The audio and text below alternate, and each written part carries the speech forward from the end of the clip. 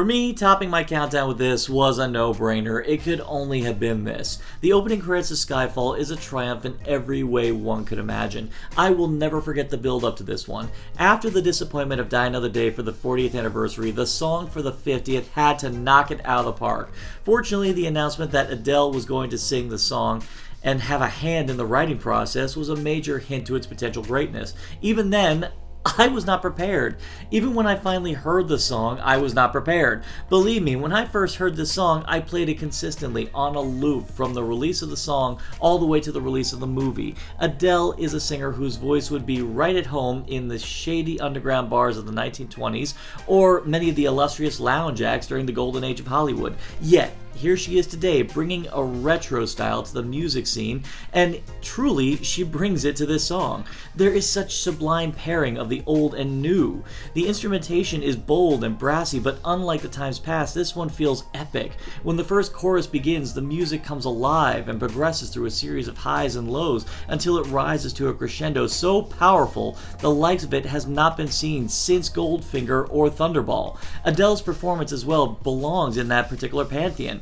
However, what she brings to the table is thoroughly unique. She brings a range of emotions which I have never seen in any of the other Bond themes. Anger, bitterness, desperation, yearning, resentment, and ultimately perseverance. It's all encapsulated in this performance. And not just the performance of the vocalist. The instrumentation of this song is so precise and so finely balanced with Adele's voice that you'd swear the music was radiating from her, which in effect sells the powerful melancholy that permeates through the entirety of Skyfall.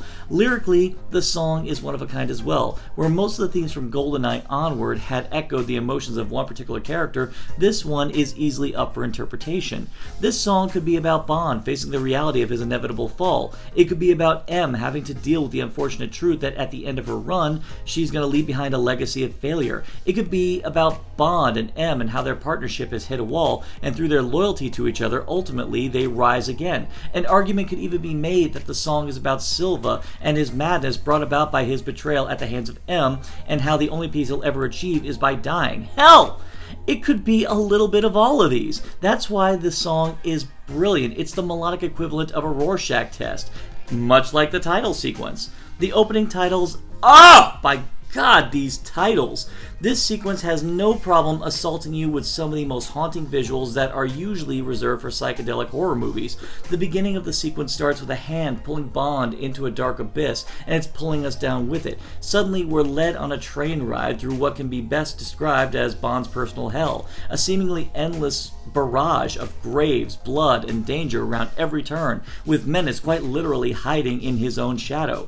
Bond fires his gun only to wind up shattering mirrors reflecting his broken psyche. The camera flies through the shoulder wound Bond picked up in the pre-credits and treats it as something of a mark of shame, like it's the beginning of Bond's downfall, and at the center of it all is an ominously gothic mansion, the significance of which we know nothing about, and with repeat viewings, the power enhances as we now know what it means to Bond. The song peaks as it lands on Bond's world-weary eyes as he stares into the abyss, effectively making us the abyss as we gaze back. No other Bond theme or title sequence works on such a multitude of levels, and more importantly, the marriage of the music and the visual artistry in the history of Bond has never worked as harmoniously, and that's why it is our pick for best song and title sequence.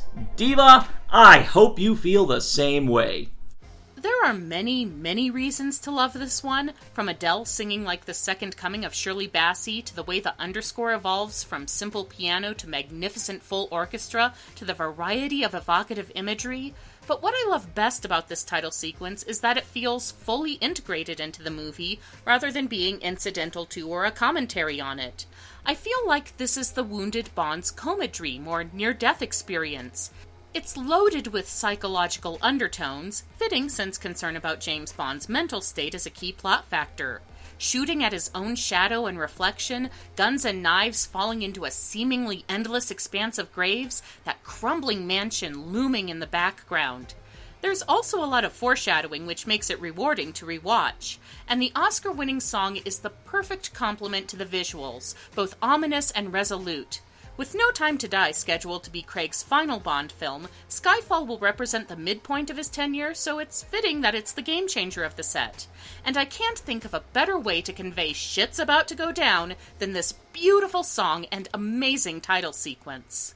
So as we close the file on another Double November, I hope we have, in our own small way, prompted you to appreciate the significant role the songs and the title sequences play in making a Bond film on the whole a singular cinematic experience.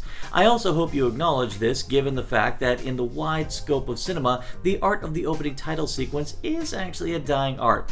Granted, nowadays they move it to the closing credits, which definitely work in their own regard, but opening credits, they're like the overture before the show, designed to get the audience fired up in anticipation for what's to come.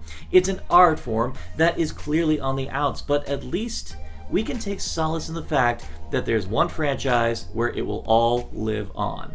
So, what would you like us to tackle next year? The ladies, the henchmen, the action? Leave it all in the comments below. And for more addictive content on Narcotic Casserole, simply like, share, subscribe, click, and thou shalt be served. A martini, shaken, not stirred.